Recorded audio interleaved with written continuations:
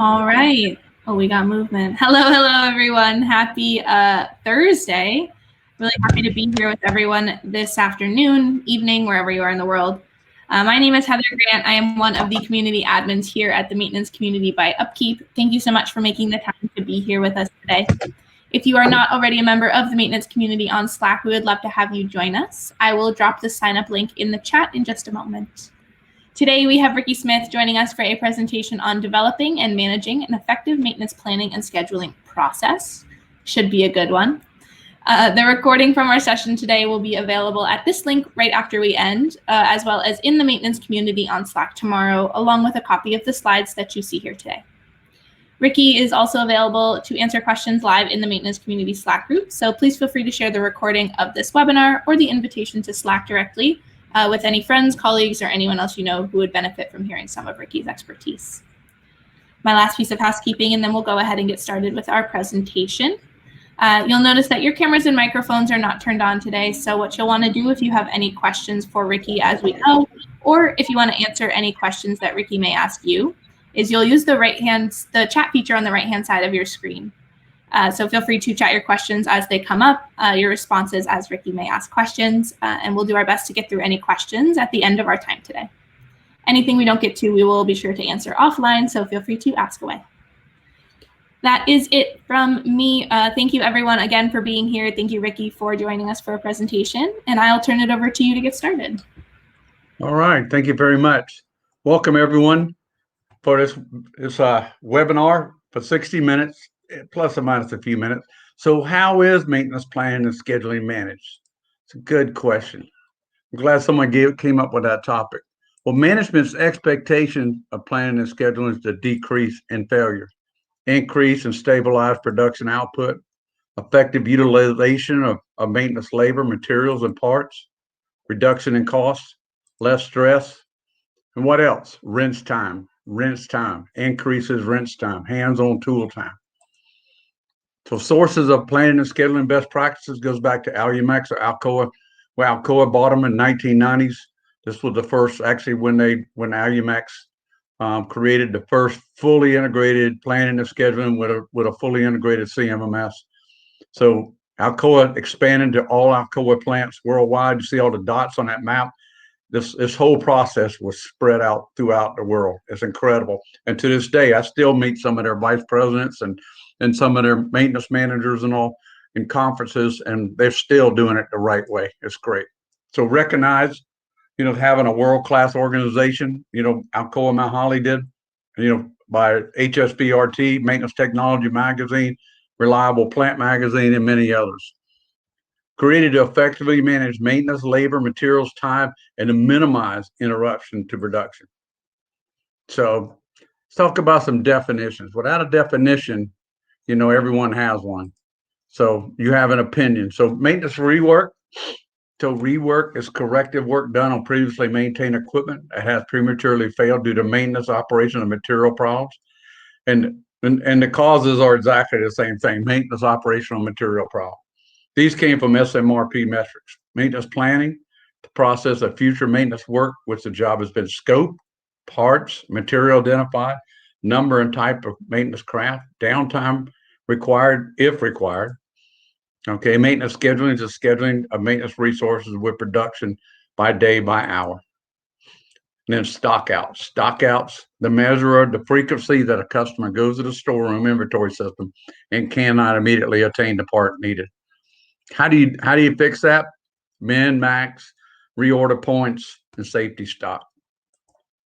And then wrench time, a measure of a craft person at work using tools in front of jobs. And wrench time does not include time looking for tools, parts, or instructions or travel associated with those tasks. So examples of planning and scheduling expectations using the PF curve. Well, if we look across, we've got the PF curve is a graphical representation that shows the health of the equipment over time, identifying the interval between potential failure and a functional failure. So P is a potential failure, F is a functional failure. So planning and scheduling, so the planning part should be 4 to 6 weeks out. The schedule should have 2 to 4 weeks of backlog. So they've got enough backlog to fill the void and make sure we meet the optimal wrench time. A well-managed planning and scheduling results in reduction in failures and a decrease in total cost. So proactive maintenance planners are not, I say are not, parts chasers or parts expediters.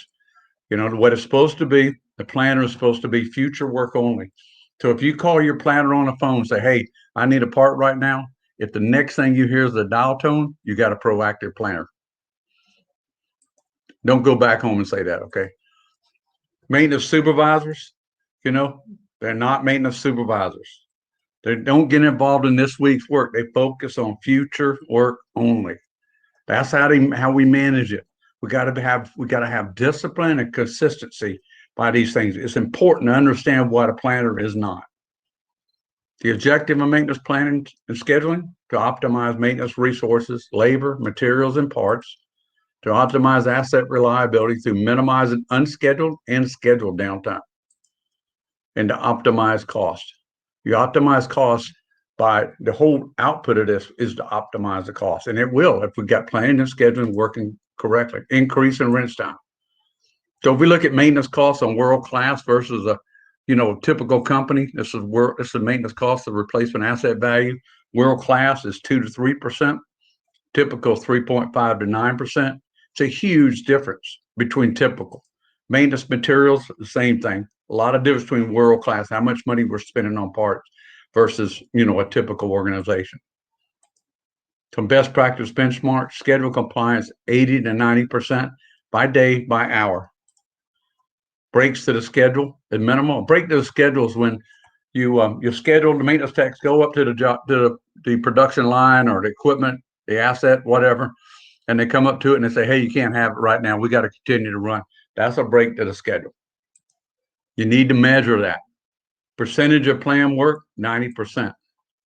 PM compliance, 15%. PM execution, excuse me. 15% of the work is PM execution. The result from PM execution is 15% of work. So total preventive maintenance is 30%. PDM execution is 15%. Here's the difference. PDM is 35%. A lot of difference. So predictive maintenance can give us, should be bringing to us more work if we've got our predictive maintenance program aligned properly. Wrench time for a typical company, 18 to 30%. World-class company, 55% plus. Work order priorities, all work orders are not equal. So that's why it's important to have a priority system on it. So in this one, priority one, it's an emergency, time to respond immediately. Consequences of delay in work, injury or death. It could be major production loss, regulatory, environmental, violation, likelihood of failure, imminent failure, certain, urgent, this business week, the consequence of it, significant production loss, could be product quality issues, could be, significant, avoidable repair costs. We could have avoided it if we've done it on time. And then secondary equipment damage, the likelihood of failure, immediate failure is probable. So then priority 3, standard, description, within 2 weeks, loss of production, slowed production, continuous interruptions to the production capability, minor product quality losses, all proactive work, PM and PDM, and immediate failure, unlikely. And then 4, so I'm going to ask you guys, I'd like you to text this in. How many of you have a priority system for scheduled work or planned work? How many of you have a priority system? Text it in, chat it in, whichever way you want to do it. Sam says they have a priority 1 to 4, extreme to low. Yeah. Waiting on a just couple like more. I'm showing you here. That's good. Yeah. Scott says yes. Yes, Scott. I knew you'd say that. All right. Anybody else? Yeah, Eric says all and any are pushed to Sundays, unfortunately. Yeah. Yeah, having a priority system makes it all work orders understand all work and maintenance work is not equal for sure. All right. So prioritize work to be planned and scheduled using the intercept ranking model. If you've attended my planning and scheduling course, you would know about this one very well. So which work orders do you plan and schedule first? That is always the question. With the intercept ranking model, you got asset criticality. Here I've just got, really nothing to high. And then we got defect severity. How bad is the problem? How bad? What's the opportunity for it to fail? Okay. So if you had a line like this going up the middle, it's called the intercept ranking. Then over to the side, we now things roll up to the top. So the criticality on this work order, high, medium, medium on full work order, severity 1, 2, 1, 2. So the order by which these will be completed, be accomplished, be planned and scheduled is, the first one, the second one, the third one, and the fourth one. So it makes it easier for a planner schedule to plan and schedule work. So maintenance planning and scheduling is one function which makes the most impact at any maintenance department, resulting in increased wrench time. We talked about it. So some causes. Let me explain something about wrench time. Wrench time is actually, the measure of a craft personnel, at work using tools in front of jobs. It does not include obtaining parts, tools, or instructions, or the travel associated with those tasks. That's why it's 55 to 65% wrench time. Okay. And that does not include traveling, include time spent obtaining work assignments. Because if it's scheduled, you already know what you're going to do. I mean, when I worked at Alumax, when I came in the morning, started work at 7, I already knew what work I was going to do. It was already scheduled. So my job was to go get my tools and go do the job. That's it. Causes of low wrench time, waiting on instructions or drawing. Waiting on instructions is a big deal. You got 10 maintenance guys and you're saying, hey, okay, Jimmy, you need to go to so-and-so, the equipment will be down at this time. So we're spending a lot of time explaining to everybody what they're supposed to do, where they're supposed to do it, where if it was planned and it was scheduled, they would know on the schedule what they were supposed to do and what time and so on. Winging it without instructions or drawings, I don't need instructions. I don't need a drawing. I've heard that many times. I don't need follow step-by-step, procedures. Yeah, I got it. Waiting for parts. Okay. When's that taxi cab coming? Probably none of you seen that. When's the airplane supposed to be coming into the airport? Yeah, I've seen all those myself personally. Okay. Looking for supervisors for instructions. If the work is planned and scheduled, the supervisor is just there as like a coach. They're there to help us if we need it. But because they got a lot of issues they have to deal with. Making multiple trips to the job site. Oh man, I forgot the torque wrench. Oh man, I forgot to get the part. I left it in the storeroom. Looking for the right tools. Okay, who has the whole hog? Where is it at? Where is it at? Where's the torque wrench, the 3/4 inch torque wrench? Where is it at? It's not in the tool crib. Where is it?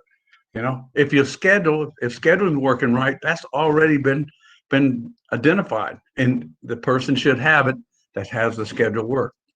Making the wrong tools work. I know this may surprise you, but a lot of people use channel lock pliers and an adjustable wrench on everything. And the place I used to work, when I talk about Alumax, if you work there, if you use an adjustable wrench or channel locks or anything your supervisor didn't authorize, you may not be working very long. Waiting for approval of permits, waiting for equipment to be released. We're waiting on that equipment to shut down. Okay. Mm-hmm. We wait. I wonder how much longer it's going to be. It's going to be about 30 more minutes. 30 minutes comes in. Yeah, well, we had another problem. It might be 30 more minutes. Probably none of you have seen that problem. Shut down, cool down, drain. All that has to be scheduled. If production has agreed that we will be there at 7 o'clock, the equipment will be released at 7 o'clock. That means they have to backwards plan to make sure everything's cooled down, cleaned up, and so on before we show up at 7 o'clock. But the caveat to this is you got to be on time. Whether they aren't or not, you got to be on time. Waiting on a crane lift, forklift, whatever, having too many or too few crafts per job, or having the wrong craft skills on the job. Not placing the right craft and skill for the job. Yeah, that's what I just said before. Repeat repairs and rework. Rework is when we got to have to go back to the equipment again because it's prematurely failed due to different situations. So wrench time calculation, how a typical day is spent in percentage. Direct maintenance labor hours. Let's say we got 10 techs that work 40 hours a week. So we have 400 hours of direct labor available. Okay. Indirect time, traveling from point A to B, 67. Looking for parts, 32. Looking for tools, 28. Looking for information, 79. Looking for maintenance leadership, 22. Travel to and from the job site, 67. So that equals 319 hours. So direct labor, so our wrench time is 25%. Doesn't look very, satisfying to me. Not if I was in charge of that maintenance department. What I would do is sit down with my staff and talk about how we can optimize this. How can we make it better? I don't recommend anybody doing a wrench time study. I mean, I've conducted them years ago, but I find no value in them. I think the value is just understanding this process and then making sure that we have these things taken care of when we're planning and scheduling work. So world-class wrench time, again, 55 to 65%. So maintenance planning and scheduling dashboard, Peter Drucker always said, you can't manage what you don't measure. And I'm going to ask this question now. How many of you have a good maintenance dashboard that's accurate? Text it in.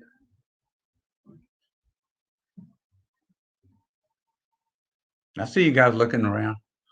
Well, maybe not really, but I know how you're doing. Give me an answer. Sam says not currently, but it's being worked on. We have a couple more people typing. Scott says pretty good, powered by direct Maximo data. Okay. Gabriel says we manage a BI, pretty useful. Another Power BI dashboard with 17 KPIs. Wow. Yeah. That's it? Yeah. All right. So KPI dashboard for planning and scheduling, the percentage of work orders with procedures and specifications. I probably want to know that because that impacts planning and scheduling. Stock outs. I want to know that because if it's stocked out, if we don't have the part when you go to the storeroom, then we got a problem. It's going to blow the plan. The schedule for that day is going to be gone. Plan work. Now back to stock outs. If you're scheduling the job, the part should have already been removed from the storeroom and kitted in a secure area. And the planner should, or the maintenance supervisor should have the key to that cage so that people in the morning. A work order should be attached to those parts that are kitted. So the technician comes in, matches the work order to the one that's on the parts or even special tools, and then go in and take them and then go out and do the job. Percent of plan work in this case is 24%. That doesn't look good at all. Schedule compliance by day by hour, 33%. Urgent labor hours is 68% of total labor hours. Maintenance cost compliance, 23%. I'd say somebody probably looking for a job. These are your numbers. All right. So maintenance scheduling meeting, weekly maintenance scheduling meeting. Weekly scheduling meeting is with production, maintenance, engineering if required to ensure all stakeholders agree with the preliminary schedule, which was created with production and maintenance leadership based on the needs of the site. And when you go in this maintenance scheduling meeting, it only lasts 30 minutes max. Okay. And the reason for that is because when you come into the meeting, if you're a planner schedule, you've already agreed with production what the schedule is going to look like. You already agreed to it. So there's no need. There's still you got to go find out, make sure everything's going to work this way for sure. But when you show up to the job site, things ought to be there. So when we leave this scheduling meeting, the planner, production manager, 30-minute meeting, shakes hands and says, "Hey, we're going to do the best job we can to meet this schedule next week." Now, one thing also, it's a 30-minute meeting. I said 30 minutes. It's not 35, not 40. You need a timekeeper in the meeting. Could be the maintenance supervisor. It says 5 minutes. And in the 5 minutes, time's up. Everybody stand up and walk out. First time you do this, I've done this with a lot of sites. Okay. The first time we do it, everybody's looking at each other. Why are we walking out? You knew the rule. Okay. Next time we'll try to do better next week. I'll tell you what, as you start improving, it gets better and it gets better. So here we'll say ready to schedule work order list, 30% PMs, not negotiable, maintenance priority work orders, production priority work orders, schedule negotiated, schedule published. Now here down below, what I did was I gave you a little idea what, how work order description, the craft, the text, this is what they should see. And when their start time for certain work orders, they should have this on a screen or somehow to know when is it. Because it's nice for you to know Monday through Friday or however your week works. It could be Wednesday through Sunday, but how your week's going to go. How do I make sure that the work I'm filled in for is going to meet the compliance as much as possible? And it will if you focus on it, if you got a good process working. So let's talk about a maintenance scheduling process. Okay, at the end of this whole scheduling process, we should have a final negotiated schedule. So first, we're going to take PMs, the 30%. They're not negotiable. Okay, they're not negotiable. Ready work order list. So now we got the list for maintenance and production to pick from. So work orders as production season. Okay, it's a certain amount. And then work orders as maintenance season. Okay, so the final negotiated schedule, this is what way it works. Okay, it makes it very simple. Doing it is not simple. Okay, and you guys, some of you guys know. How many of you follow some kind of process like this? Text your answer in. Either no or yes.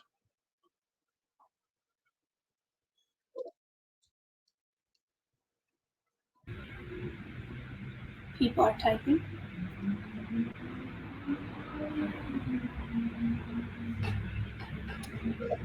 Sam says yes, but it's not always strict. Andrew says not yet, but getting there hopefully. Good. Paolo says yes. Awesome. Weekly meeting planner and maintenance chief, we are. Yes. We're missing production eyes. Sorry, I missed that. We have in the past. It's kind of a mixed yes and no. All right. But it sounds like we got a mixed bag, but it sounds like most of you that punched in are moving in the right direction or are pretty, you're never there because you can always improve. But if you follow a process like this, it's not sitting around trying to figure out what we're going to do. We should already have that list. Then the schedule's published. So roles and responsibilities for planning and scheduling. This is the part of managing planning and scheduling, is having a RACI chart. Okay. So defining roles and responsibilities using a RACI chart is critical to alignment of all parties who are involved in any process, thus ensuring maintenance planning and scheduling is effective. So we want to make sure that when we do this, we want to have it aligned. Okay. So focus on one maintenance process will save the most misunderstanding, planning and scheduling. Okay. Defect, abnormality, work request, job scope, job plan, job schedule. Technician picks up parts from kitted area. Work executed to specification. Work order closed out. Work order history. Now identifies possible changes to the PM, PDM, and operator care. And then invite all stakeholders in the process, in this process of planning and scheduling. So this be the production manager, maintenance supervisor, planner, stores manager, could be safety, reliability engineer. Focus on the process map and identify each person's role using a RACI chart. That's defining the roles and responsibility. I would post these RACI charts for people to see them so we can, one of the things about posting something that people can see and visual, and you do it in a way that's I don't know, it kind of pulls you in, is that people start learning from it and it changes behavior. So responsible on the RACI chart is the doer. Could be multiple people that are the doer. Accountable, the buck stops here. So like scheduling. Okay, who's accountable for scheduling? The buck stops here. It really is not the planner scheduler, because the planner scheduler is the doer. Okay. So who is accountable? Probably going to be the maintenance manager. Consulted, two-way communication. Inform, one-way communication. No reply expected nor accepted. It breaks down it takes the unacceptable communication out of the language. So here I've got one right here, set up so you can see, on this one. So we got stores at the top, purchasing, maintenance manager, planner, supervisor, technician, production leadership. And then here we got on the functions, review, ready to schedule work orders. Stores leadership could be consulted, or the parts ready or not. Purchasing, or the part's going to be here on time when we've got it scheduled. Now that it's scheduled, the maintenance manager is accountable. The buck stops there. If there's something wrong, we go to this person. We know it's a communication tool here.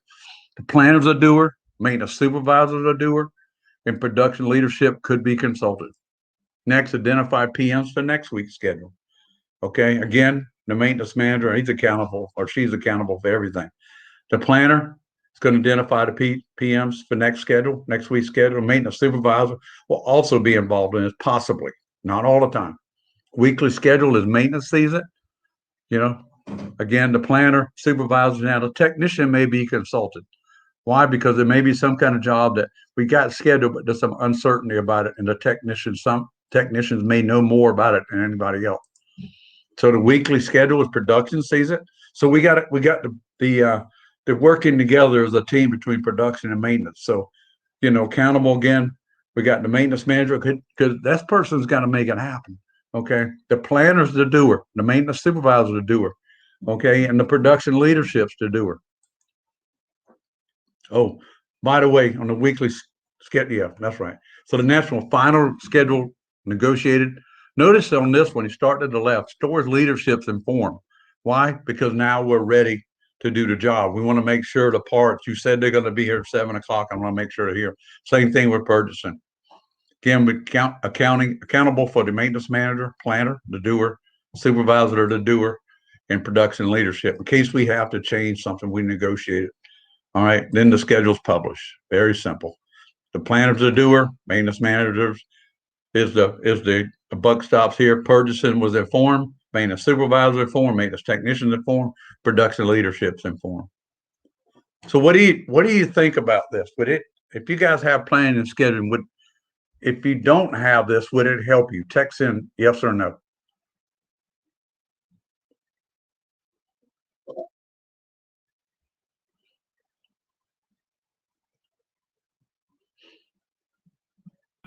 Waiting on some people typing. So if you don't have it, just say no. We don't have it.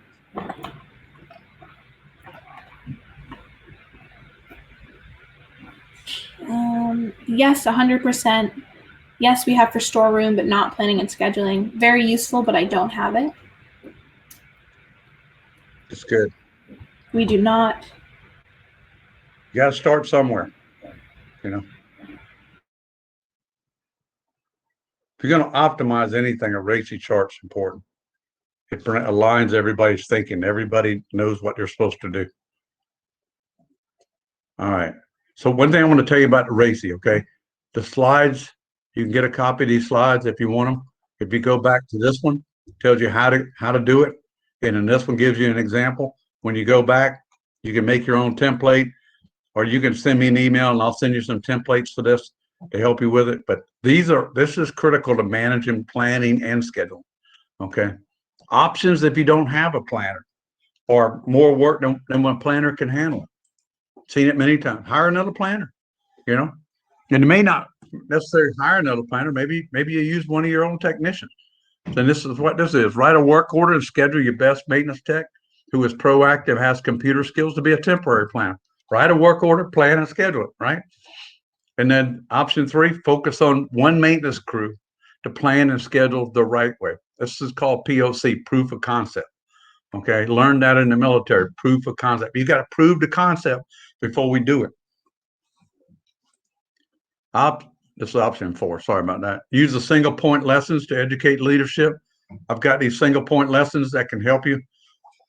They're toolbox talk, single point lesson. I got both titles on, but you can find them on my website, and I'll show you my website at the end.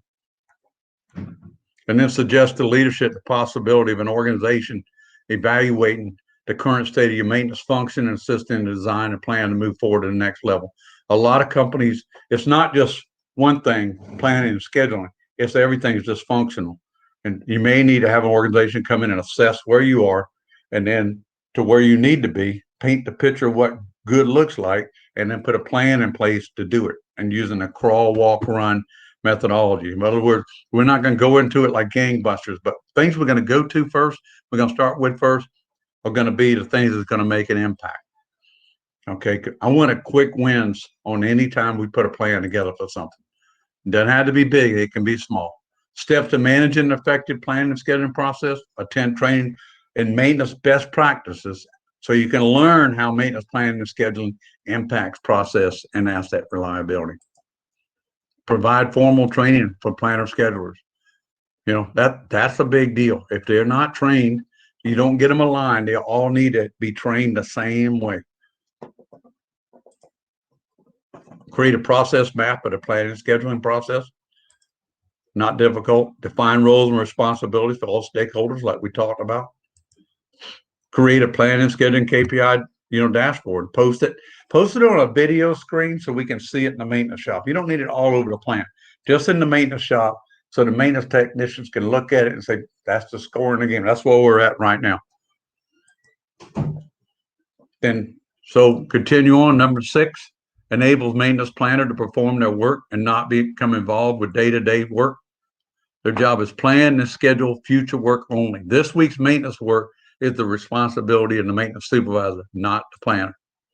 Allow the maintenance planner to join the Society for Maintenance and Reliability Professionals, SMRP, so they can learn from others in this great organization. What's nice in there is that you can meet other planners and find out how they're doing things. You can get into the webinars every month and find out how to do something different. SMRP is a great tool. I've been a member since, I think it's 2004. I've been a CMRP since 2007. All right. So questions. What are your questions?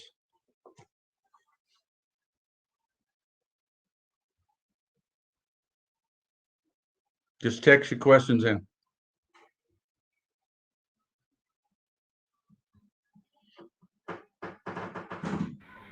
I'm not seeing any questions just yet. So if you do have any questions, please feel free to drop them in now. We have a couple of people typing, so we'll give everyone just another minute or so. Okay. By the way, there's my email address. If you have questions, if you think of one later, you can send me an email. And there's my website if you want to download those toolbox talks or whatever. On my website, I do not ask for emails because I don't think it's acceptable.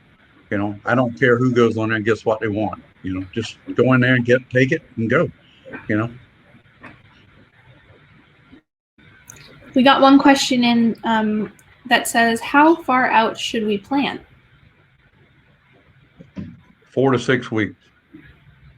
So your total backlog should be 4 to 6 weeks. Your ready backlog is 2 to 4 weeks. So you'll have 6 weeks total. So that means when you get to that point, your equipment is running very well. Okay, running very well. Is that the same? This is just a question from me. Is that the same for how far you should schedule, or is scheduling week by week? It happens that way.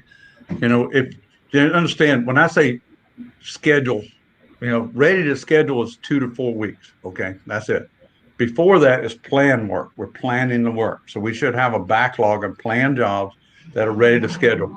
Just in case if we have some kind of catastrophic failure, unfortunately, may have a production line that went down because of one asset, but we're going to be down for 2 days.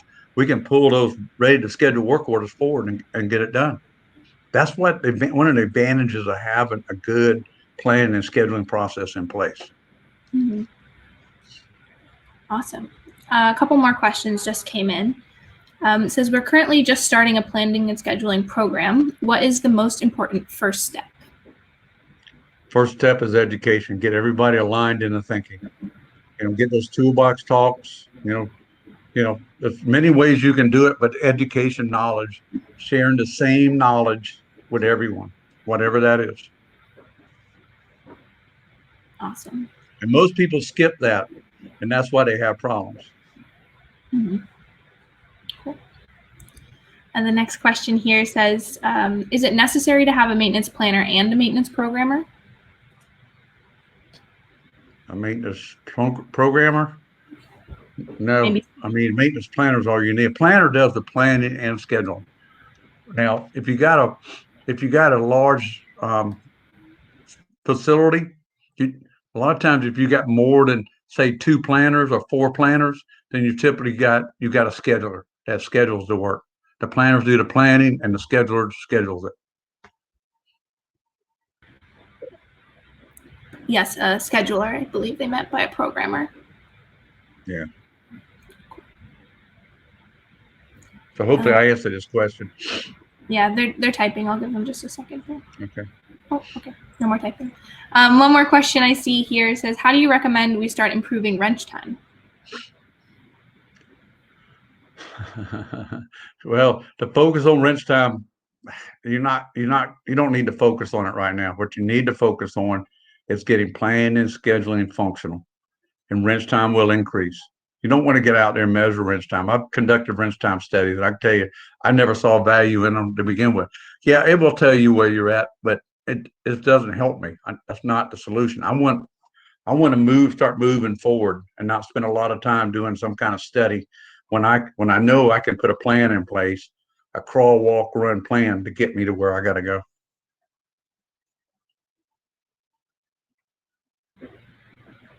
All right. Awesome. Anybody else? That is all of the questions I see. All right. I got best maintenance technician practices workshop coming up in August. Be glad to have you there. I think the date is changed. It's the week after, I think. Yeah, it's the week after. I'll change the date on it. The week after that. But if you want information on it, just send me an email. All right. Thank you, everybody. I appreciate your time. Hope you got something out of this. If you have any questions anytime, just email me. Have a good day. Thank you, Rick. Thanks, everyone.